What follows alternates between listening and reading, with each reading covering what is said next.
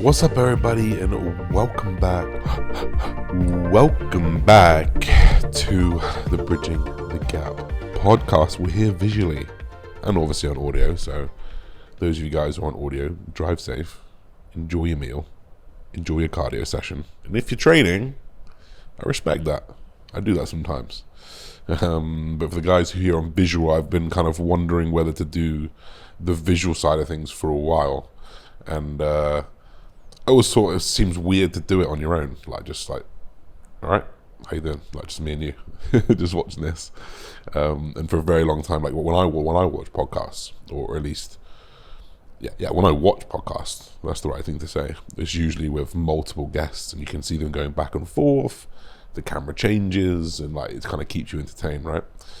And I don't know many podcasts that are just like single people, apart from our friend Andrew Huberman. Not quite Andrew Huberman, not quite a Stanford professor.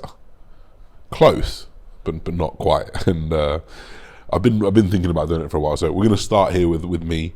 Potentially we'll get some guests on down the line, but definitely keen to get this podcast up and running, guys. You guys have tuned in for over 100 episodes now, which is crazy, over the last 4 years, and I'm keen to bring this back weekly because I feel like I love it, and also the response from it is incredible as well. So we're here. We out here. First of all, a little bit of an update. 2.5 weeks post-show. It's not even that much. It seems like it's been much longer since I competed, but it's been 2.5 weeks since I competed. And so much has changed. Like the goal originally before this was like, go compete in England, go compete in America 2 or 3 times, and chase down that Olympic qualification. And things changed, man. Things changed. The goals changed. And obviously a lot of you guys probably follow me on Instagram, on YouTube. You guys already know, like, I quit men's physique. I hung up the shorts, which is pretty surreal to say after 5, 6, 7, 8 years of competing in men's physique. Like, to say that I'm not going to be doing that again is pretty surreal. But like, I always loved classic. I fell in love with Arnold and classic, and the Franco and the golden era, and for me that kind of was the initial goal. But just as an 80 kilo little natty boy from Gloucestershire and Stroud and Gloucestershire, it was never feasible. It was never possible. You know, I fucking tried, and I realized it just wasn't possible for a very, very long period of time, until I made that decision to go assisted and obviously use anabolics and pursue that dream of IFBB Pro and the Olympia with what I thought was it is necessary in using anabolics. I kind of just like grew up with the men's physique category, if that makes sense. Like, the standard of men's physique has grown over the years, and I've just grown alongside it. Like, I didn't outgrow it quick enough, because year on year people got better alongside me getting better year on year. And I've never really in my entire bodybuilding career been at that point where I've been like, I'm bigger than these guys, I can beat these guys, I can take the step to classic. Until now, I don't think it was feasible. I don't think it was within grasp. So I couldn't even see it. So I didn't even entertain the idea of going classic. But now, guys, after being 5, 6, maybe 7 kilos under my classic weight cap, I appreciate what it takes to build that kind of muscle. But I also know what that kind of muscle looks like, you know, and what that could look like on top of this physique, which is what I'm focused on. So without further ado, I am now a classic pro. You don't need to re-qualify or anything like that, which is, I actually don't agree with that personally. I think it's kind of weird. I think you should go and win a pro card classic if you want to go do classic. Personally, I'm not going to complain. Of course, I'm not going to complain because I'm now a classic. I can just call myself a classic pro. But I think probably like logically, it makes sense that you should qualify. But I don't need to. So the goals have changed, training programs have changed, the coach has changed. Oh my god, the world is on fire. I'm going to get so much words in the ether that are going to be going and flying around of what's happened here. Oh my god, there's nothing that's happened here, guys. I was with Cal for 5 amazing years. 5 incredible years that changed my life, and I have an actual YouTube video on this, so guys, I urge you to go and just check that out, just to be explaining in depth about the change and why and how. So I'm not going to bore you with that today, but instead I'm just going to say I'm with John Jewett. Those of you guys who don't know John Jewett, he is probably, in my opinion, the leading educator in the industry of bodybuilding, like specifically bodybuilding. He has almost like a university designed course for bodybuilding, from peak week to steroids to deloads to recovery to excuse me, exercise mechanics. And for me, it seemed a bit of a no-brainer. I kind of needed that little buzz in my life of just being with someone new. And like I said, go check the video out. So I'm with John. So new class, new coach, new country as well, which is kind of insane. So you guys also would have seen the YouTube video. Like, I left the UK. I gave up my UK residency in order to pursue a life that we dreamed of, a life that I've thought about for a very, very long time. And now with the benefits that come with being a tax resident of Dubai, I'm going to save a lot of money, and it's going to facilitate a lot more things in my life. The ability to go to world-class gyms for my off-seasons, the ability to go to incredible places for TRT phases, to be able to explore the world, to be able to experience the world without the looming stress of next paycheck, next tax bill, next VAT bill coming, and thinking you're finally getting ahead, and then boom, slap with just disgusting amounts that you need to pay for what you feel like you don't really get back, if that makes sense. Like, for as long as I can remember, I've gone private with healthcare. For as long, I don't think I've ever called the police. I don't think I've ever called an ambulance. I got my school system, of course, which, you know, is flawed. Is any part of my career right now due to or influenced by the school system? No, it's fucking not, man. Like, I literally struggle when I send that huge amount of money to the government. I think, you've done nothing for me here. You know, the school did the opposite for me personally, not for everyone, me personally. Appreciate if you want to be a mathematician or an English teacher, all right, go to school. But you know what, in this day and age of social media, and specifically with what I do, it becomes harder and harder and harder to find a reason to stay in the UK. You know, the weather's poor, it's not as safe anymore. Like, here, it's safe. I can do whatever I want. You can walk out of the house whenever you want, wherever you want. Not wearing whatever you want, I was going to say, but you can just, there's no fear here, you know, along with better weather, along with a visa system that allows me to only need to be here 1 day every 6 months if I want to be. I will be here longer, but that's crazy. That means I can be here for 1 day and I can just use tourist visas to go around the world. I can be in Canada for 6 months. I can be in the US for 3 months. I can be in Bali for 2 months. I can be in Thailand for 2 months. You know, I can be in Australia for 6 months a year if I want to. Like, all these doors have now opened while being tax-free, which is crazy. Like, tax-free, I'm going to earn 40 to 45% more money, or keep. It's just mind-blowing, and it seemed a no-brainer. When you work online, when the infrastructures of my companies are on my little laptop here, there is no need for me to be there. Yes, Wanamar has a warehouse there, so I will continue to be paying my VAT in the UK, or while I need to pay, when the people I need to pay VAT for, I will pay VAT for. But everything else, corporate tax, personal tax, my coaching company, tax-free, baby. So it's going to facilitate a lot of things in my life, which I'm super, super excited for. And all of this is to be a better bodybuilder. All of this is to get to the Olympia. All of this is to build the career and the life that I've dreamt of since I was a wee nipper. And I can't wait to just live it a little bit, you know. It feels a little bit weird right now. We've only been here for 5 days, so it kind of feels like you're on holiday almost. It just doesn't feel real that you're like, actually, this is what I do now. Like, I'm here living. So today's Tuesday, 5 days after, like I've just got over the jet lag. We're just kind of waking up at normal times, so it's like this is how I feel like the first day of work, quote unquote. Although I've been sorting out my visas the last couple of days, this is like the first day where we've kind of, right, let's hit the ground running. Got consult calls today, set up the podcast today, got YouTube videos filmed yesterday. Like we are now kind of working towards that goal, to just continually work, which is incredible. What else is new? I guess we could go a little bit about blood work.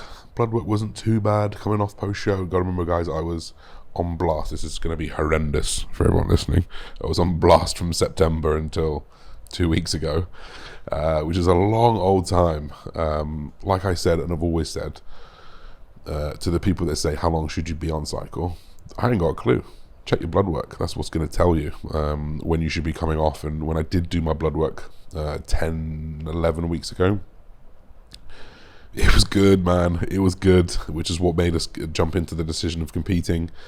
Obviously, things went up a little bit. We introduced things that are potentially a little bit more toxic to the body, orals, for example. So they are going to push the blood work a little bit south.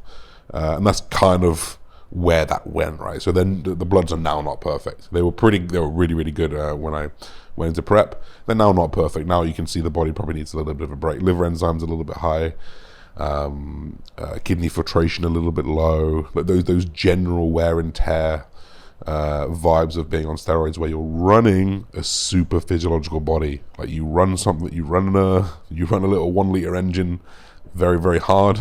It's going to pop one day, and that is very, very similar to the body. So you need to kind of back off, and that's what we'll be doing now. So a little bit of a sports TRT phase over the next 4 to 6 weeks, and then potentially I'll drop down. I'm going to wait for John's big word, but got like 4 weeks here now in Dubai, and then me and my partner Amy are going to go on a holiday for 10 days, which we both can't wait for.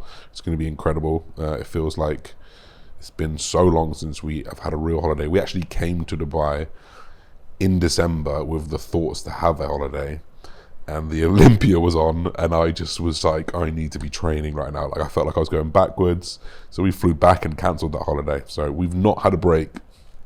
I've not had a break potentially since post-show last year, and Amy's not had a break in even longer than that. We've not had a break together maybe even since like December last year. Not last year, but the year before. So it's been a very, very long time, and that's got to come. Once that's done, we'll fly back to the UK for 2 weeks, and then we're going to go to Canada. We're going to go to Canada for 4 months. Pure muscles and fitness in Toronto. Why? Because it's one of the best gyms in the world, and it's my off season. Like, I want to be around winners. I want to be around Olympians. I want to be around the best bodybuilders on the planet when I'm pushing my body to the limit. And that is the kind of the plan, like over the next foreseeable future, is to, in those push phases, be in those environments where you can push hard. And when the goal isn't build muscle, and it's to actually recover, and the quality of gym and environment isn't as like heavy weighted, go to some places to enjoy the fruits of the labor while still working. You know, like there's some pretty darn good gyms in Thailand, there's some pretty good gyms in Bali, like good enough for 6 weeks. So downtime in Bali and Thailand sounds good, with a transition in Dubai to renew the visa. Good thing about the visa, 1 day every 6 months. So you can go Canada, back to Dubai, renew the visa, Bali, Of course, I'll be paying a little bit of a premium because you can't get the long-term places to stay, cars to rent and stuff, but I'm saving 45% of my wage, so it's less of a worry. I could even pay 20% more for all of those things and still be saving 20%. That's mind-blowing to me. So it's a huge year inbound, quite intimidating, quite scary, because I think it's just general life that you're not really taught to go spread your wings and fly. You're not really told to leave. You're not told to, or it's kind of like strange to leave the country that you're born, leave your family, and spread those wings. For me, my dad's always, for the last 10 years, my dad's lived abroad, so the concept is a little bit less foreign to me, which I think is probably what's helped me make the decision to move. But yeah, I mean, it's a hell of a few weeks has happened, or a hell of a few months has happened in terms of what's changed, and the things that are about to come. They're going to be incredible, and I can't wait to take you all through it. In saving so much money, I've got Loki with me. You know, you guys have seen the incredible content we've been producing, Instagram, the Reels, the YouTube. Like, I don't want that to stop. I want to tell the story to inspire people, to motivate people, and doing that on your own, like with a camera like this in my face, you can't capture it as well. It's not as je ne sais quoi. It's not as you know. You need someone who can tell that story, and I can't. I'm not good enough. There are incredible YouTubers who can do that on their own. I can't, and this is just such an incredible opportunity to facilitate that movement as well. And you know, the feedback that we get from you guys is absolutely awesome, and we don't want that to stop. So that's exactly what we're gonna do. That's the life update. Managing my hunger really, really well. Managing the post-show phase really, really well. Oh, stop smoking weed. Fucking hell. Been smoking. People always ask me how much I smoke. I never say it because people are weird and people get funny about it. I smoke about an ounce a week, and that's cannabis, by the way. And I've had to. Here is highly illegal, and it's not something that I'm willing to put my life in jeopardy, the future of my life in jeopardy for. So we've gone cold turkey. Today's day 5. I would say day 1, I was sweating an ocean out at night while freezing cold. Day 2 was like a smaller ocean. Day 3 maybe like a river, and then 4 and 5 were puddles. And now I've got like droplets. So I'm hoping by like day 7 the full physical withdrawal would gone. I actually had like chronic headache the first 2 days I got here as well. So anyone who says that like being addicted, physically addicted to cannabis isn't real, like it 100% is. You ain't smoked enough.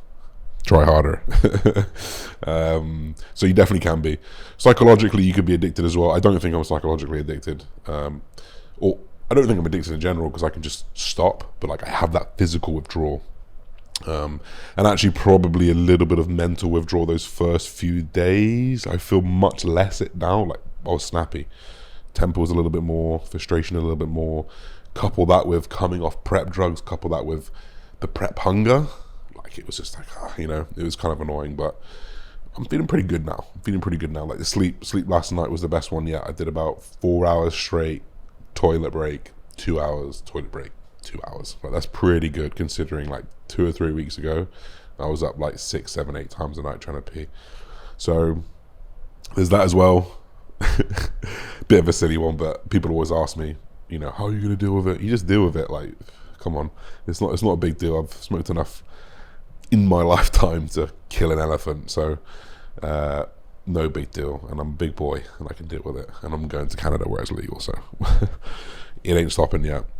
That's like the life date. I'm just going to run through a few photos, few video, a few questions for you guys, just so we can add some little bit of content here. There's some nice questions here. We're just going to start with the first one. How can you not buy booze or weed in the UAE, but you can easily get anabolics? So you can drink in the UAE. In fact, it's a drinking culture in the UAE. A lot of people think that you can't drink here. You can get absolutely mullet. There is all you can drink buffet brunches. There is bars. There are clubs. It's like normal. It's literally normal to be drunk here. So don't worry about that. Harder drugs, non-prescription drugs are no-nos. And if I'm honest, like I'm not a big fan of alcohol, and I think alcohol should be pretty restricted. Like if weed is, then it should be as well. But like that harshness of law is like what keeps it safe here, if that makes sense. And actually they've found a really good balance of like the punishments are fucking strong, so you're so scared to do them, so no one's gonna do it. In it, like, you know what I mean? Like if you're in England, right, and you wanna, like, no one's gonna steal anything from here, right? You leave your Ferrari keys down in your Ferrari, no one's gonna drop it. You put 5, like there's all these tests online. Look how safe to buy is. They leave their Richard Milles out, their Rolexes out, and they walk away for 10 minutes or 20 minutes. They see no one steals it. Because the punishment's so fucking bad. Why do we do that everywhere? Like, I don't get it. Like, if you're in the UK, like, why don't we make paedophilia the death penalty? Why don't we make stealing from people the death penalty? Because you ain't never going to do it, and then you're safe. You know, why? It's just it's weird that there's like tiers of punishment because people were just like people's risk to reward is worth it. You know, like why are we making their risk to reward worth it? Like, it seems kind of silly. I'm sure someone's got a very good answer for me, but the balance is really, really good here. Anabolics, easy to get here. I don't really know why, to be honest, but it just is. Is there a time you ever thought of quitting and what made you keep going? Yeah, 100%. I think even in this prep, I remember sitting up one time in bed and I just said to Amy, I said, like, I can't do it anymore.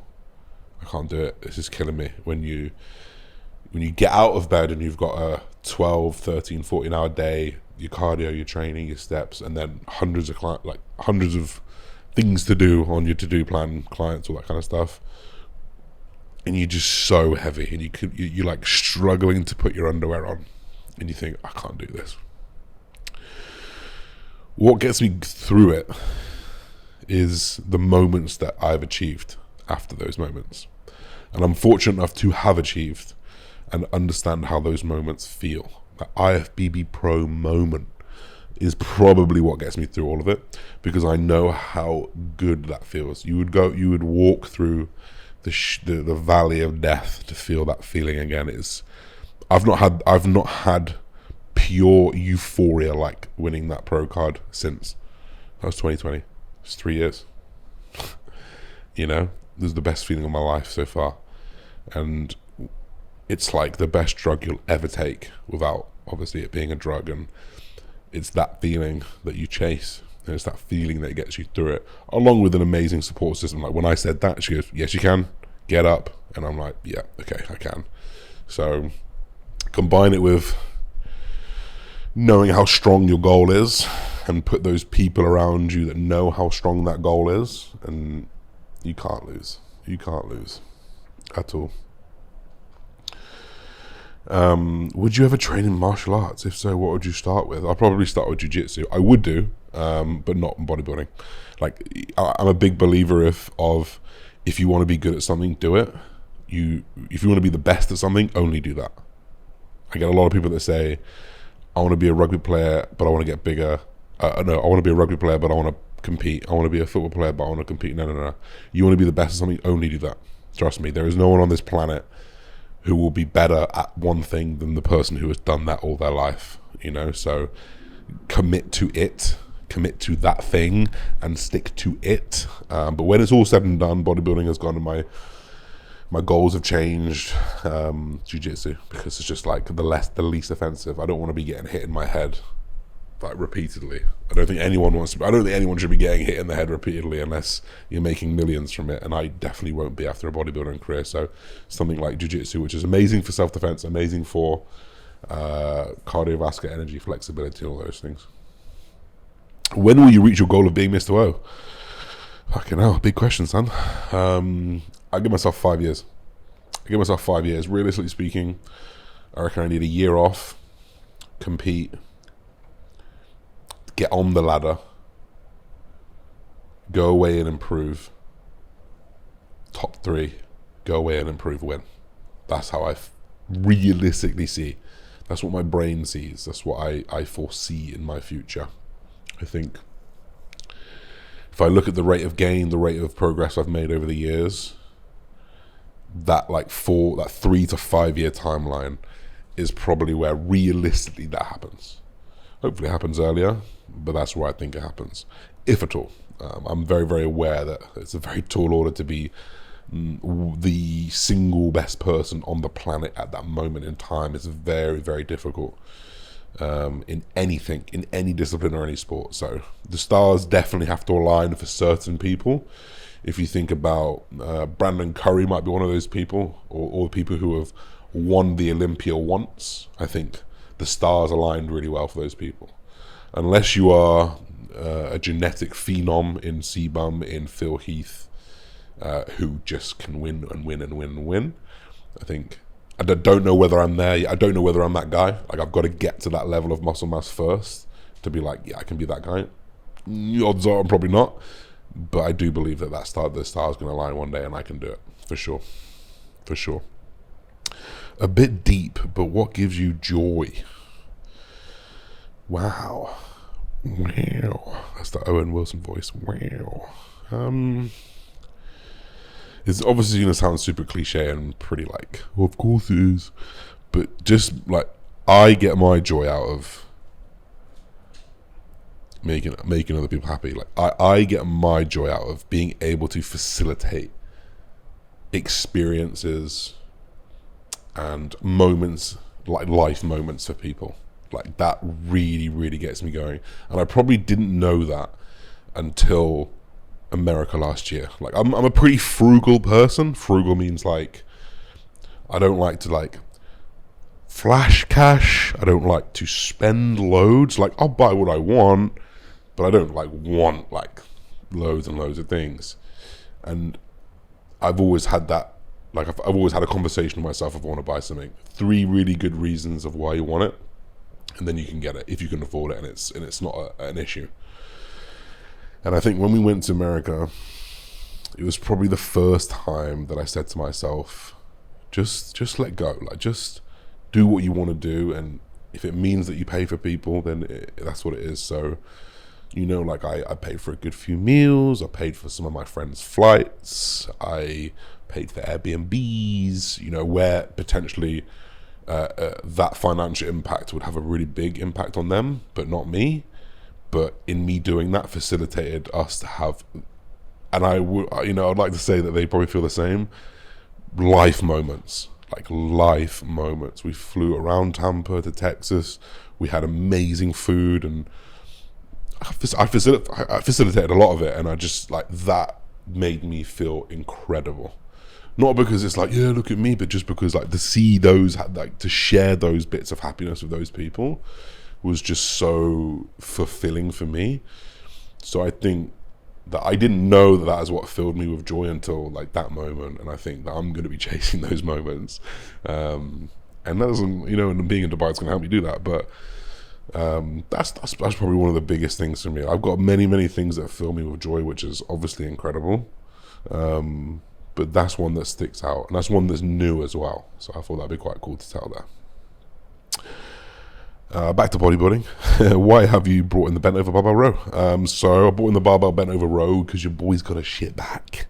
Your boy's got a weak back. My erectors, lower back, that lower density, especially now that I'm doing classic, is going to get found wanting in men's physique, where I can just have my hands down. I can almost like pull my elbows down and add thickness to my lower back. But as soon as you lift that arm up, in a front dub or a rear double, the thickness of that lower back goes. And I've avoided lower back loads for the last 2-3 years. You know, hurt my back once, typical story. I'm never going to do it again. And it's probably encouraged the weaknesses in my physique when it comes to classics. So that's why, nothing crazy. Barbell row, because I think full sending into a deadlift or an RDL would be a little bit too much. So it's like a baby step towards that, if that makes sense. This guy goes, roughly monthly, yearly savings on tax now that you're in Dubai compared to, you might as well just ask how much I earn, son, and yeah, hey. Put it this way, it's a lot of money. It's enough money to warrant leaving my entire life in the UK. Not that there's loads there, like my mum is there, my car is there until July. You know, it's a lot of money. It's a lot of money. I don't, people get funny about money. People get funny about talking about money. I'm just like, in my head, I'm going, do I just say the fucking number? Or do I like hint at it? I'm going to hint at it. It's 6 figures plus, maybe even multi, per year, which would be insane. Just would save in the bank. And to think that you can then, another thing which is amazing about Dubai is like, I can just use that bank card like I can a normal bank card. Like if I want that money out of my, like you can earn, let's say you earn £100,000 in your business in the UK, great, well done. You haven't earned that personally. If you take that 100k out personally, you pay 45% tax on it. Like so you earn 50, you know. So it's all good having a high revenue company in the UK, but as soon as you want to use that money, you can't, unless you can swindle away to say that it's for your business, which is just like grey area. It's just, who wants to be in the fucking grey the whole time? You know, like I get asked by my accountants every month, what was this transaction for?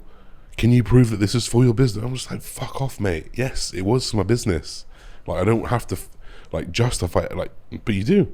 It's the law. So you get that freedom with it, and I think that's probably more alluring than the money that I save, is I don't have to constantly justify what it's for. So yeah, you know, hope you guys don't hate me for that. We'll just do a few more. I don't want to bore you with a long one today. We'll just keep it fresh. This is a good one, because there is something I would change. If you could go back in time when you started gear, would you change anything? Now, without the risk of sounding encouraging here, I would do more, and I'd do it for longer. Like, I was 25 when I started, so for me, that's pretty old, you know. Like, a lot of guys here, like, you think about C-Bum, he had an Olympia at 26, or Jeremy Bundy had 3 Olympias at 26. Obviously, he would have had to start gear earlier. Like, he would have had to start steroids earlier. So I think for me, where I started was perfect, but I would like to go a bit heavier, because I used 250 milligrams of testosterone. I actually think it was underdosed. I was literally at like 40 milligrams, 45 nanomoles, which is like 50, is probably like 50% higher than what I was naturally. Whereas when I do my blast now, I'm like, you know, 250, 300% higher than when I was naturally. I did that for about 5 months, and then I prepped, but realistically speaking, I think I could have pushed it a little bit more. And in hindsight, like, if I was to take someone now, that's probably what I would do. Push them a little bit harder, a little bit earlier. And we'll leave that there, guys. We're just creeping up over half an hour here. We're going to keep these between that sweet spot of half an hour to 45 minutes, and I hope you guys kind of enjoy these, and as you kind of start listening to them, I hope you kind of get back, tune into the Instagram when I do put up the quick Q&As, and you guys can ask some really personal questions, and it gives me a bit of a chance to not just like write a paragraph and put it on there, put a picture up and say yes. It gives me a chance to kind of unpack the question and get a little bit deeper. So guys, if you enjoy the podcast, please drop a rating. Please tag me in your stories at Bridging the Gap Podcasting. Please tag the YouTube channel at Bridging the Gap. And I appreciate you guys all so much for tuning in. Thank you so much. Bye-bye.